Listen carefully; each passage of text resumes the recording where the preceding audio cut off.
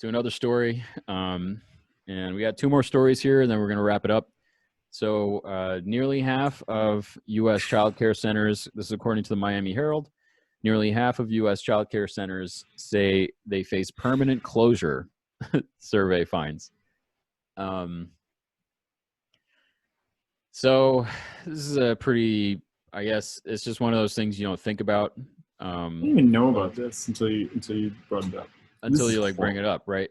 Well, that's the thing. It's kind of like, I think, who said it best? It was John Oliver said it really well a few years ago. He said, well, remember the dog from Full House?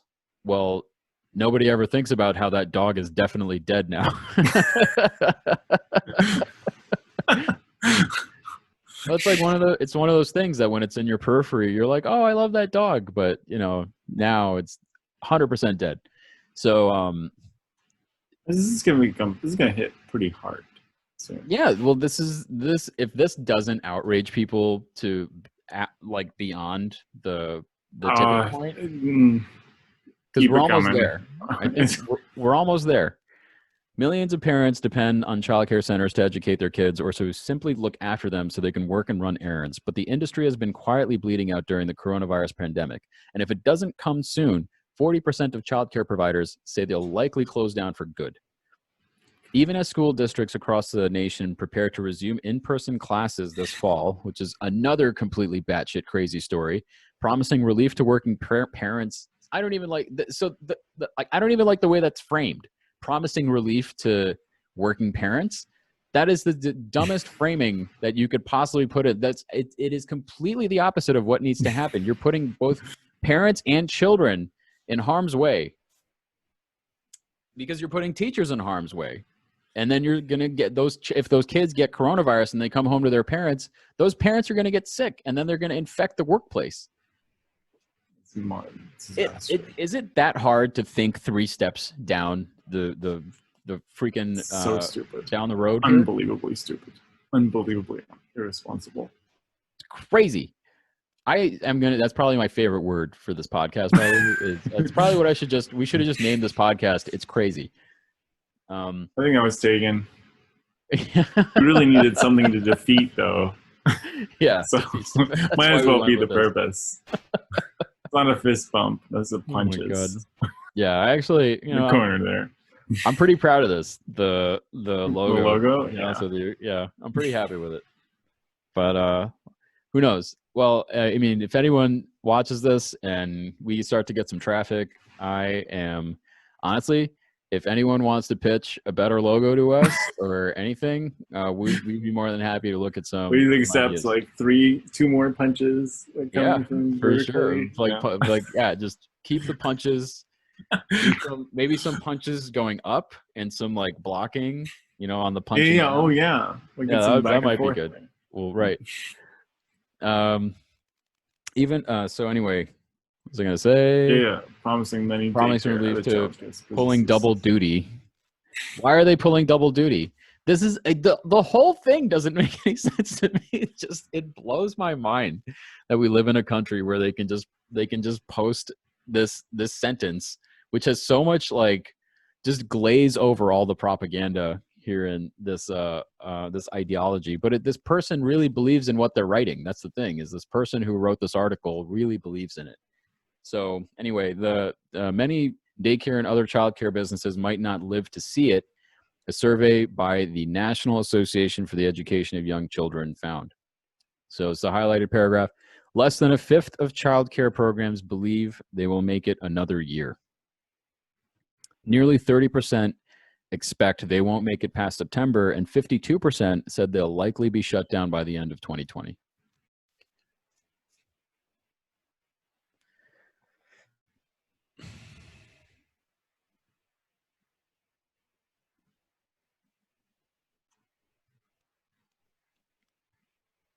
So just so everyone knows, we didn't like freeze. We're just taking a moment to think about all how horrible this all is, because it's starting to bleed into industries that we actually need in society. Like if we had some sort of universal funding program for childcare, our children, maybe that would be beneficial to society as opposed to looking at it as something that bleeds society. Maybe if we invested in our future as opposed to looking down on them as scum, which is like just generally the impression that I get from people, right? No new taxes. Sometimes taxes are okay if they fund the right programs, if they make your life less of a burden. But if the taxes are being used to go fucking murder people in other countries in illegal wars, then of course you're going to be pissed off about new taxes. Anybody would be. Anybody that's been struggling through this coronavirus in particular, and even before this coronavirus, if your taxes were being your tax money is being exploited right now. And they're just creating trillions of dollars for big businesses right now. So that why those big, and a lot of those big businesses are taking advantage of those trillions. And a lot of them are in the form of loans, right? So a lot of these businesses are taking advantage of these trillions because A, a lot of them are going to be forgiven, right? And B, they're going to use it to gobble up all your assets. And so you're never, everything is going to get way worse from here on out. Nothing is going to get better if things keep trending in this direction, if the power structure in this society keeps trending in this direction. All right, that's my rant for that. I needed to bring us out of that silence. No one is spared. Right. No, we're all in for this. The proletariat, the middle class, what's left of it, they're all in for this. Whatever this is. We're all on a burning plane right now. And there's a handful of people who can determine whether or not we're going to crash.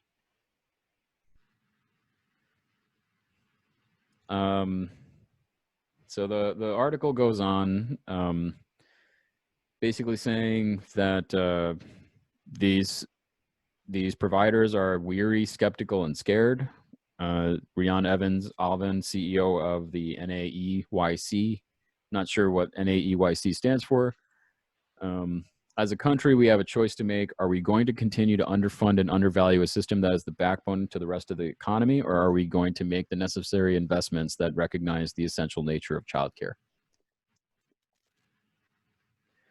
A full fourth of early childhood educators said they had applied for or received unemployment benefits, according to the survey, and 73% of providers said they will soon be implementing pay cuts, furloughs, and layoffs, or they already have. Just so you know, the National Association for the Education of Young Children. Ah, thank you. That makes sense. That's very relevant. That's a great acronym. Wow. Financial assistance is needed, and quickly. The NAEYC, the National Association for Education of Young Children, is that correct? Yep. While $3.5 billion was set aside for childcare in the CARES Act, it's the most Orwellian name for a bill in history, the CARES Act. The organization says it wasn't enough. We received funds from the Paycheck Protection Program and supports for our families who receive child care assistance funds and support for our families, but they have almost run out. And once they're gone, so am I.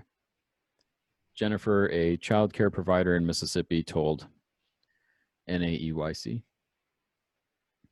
So yet another industry that's going to take a massive hit. And this is like, I mean, the obvious practical thoughts. Well, sorry. Go ahead. You're going to say it. No, you're going to say the same thing I'm going to say. Go, just you do it. You're just going to have these people, how these people can't have their kids in daycare. So then they have to watch them because, you have to watch them. And then, how are they going to work? How are the parents going to work? They have to go to their job. Employers can fire people apparently if they can't, if they don't come in for work, which is also a whole other stupid thing. Right. So it's basically a wrap. Are you thinking here? Is anybody thinking? Is it just well, it's again, it's by design. It's by design, yes. It's all by design, right? So like, think about it. Now they're forcing in the very last. So they're bringing up this problem, and in the very last page, they talk about this problem right here, which talking about the promising relief to working parents who have been pulling double duty. This between the commas. Just between this commas right here. This isn't. I mean, I could talk about this for a day.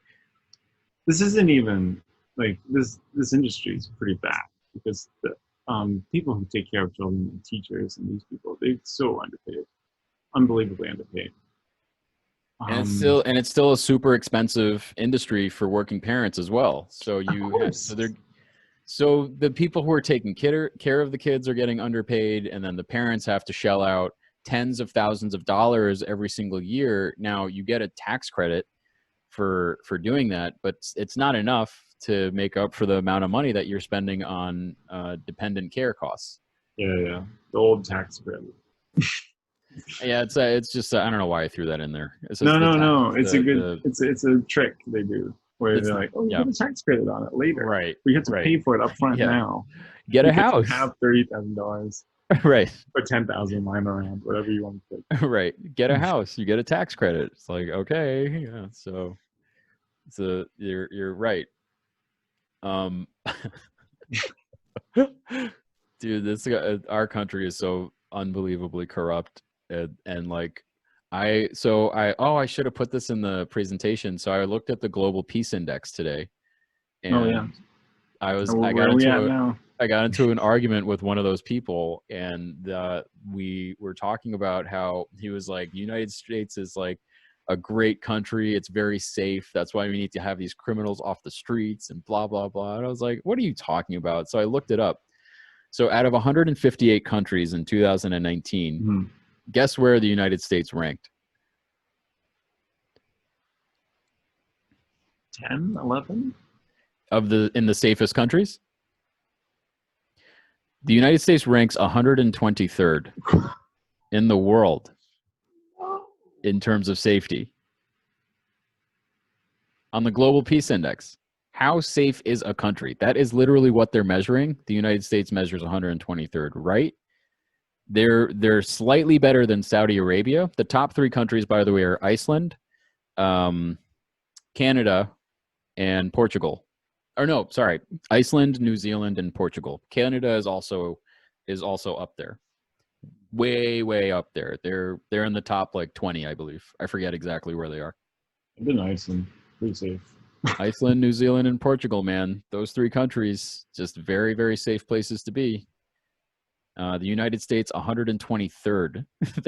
The countries that beat out the United States, I mean, you're talking about, they're in the, so I worked out the percentage, they're in the bottom 23rd to 22nd percentile of countries.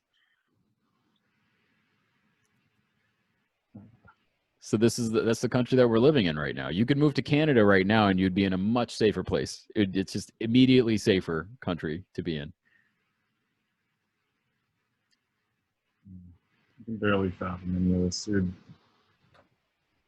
Anyway, I can only take off my glasses so many times. you just gotta leave them off, and then you only put them on, and then you push them up when you say something smart. Yeah, that's true. Oh yeah. I haven't got that down yet. We'll work on it as we go through the podcast.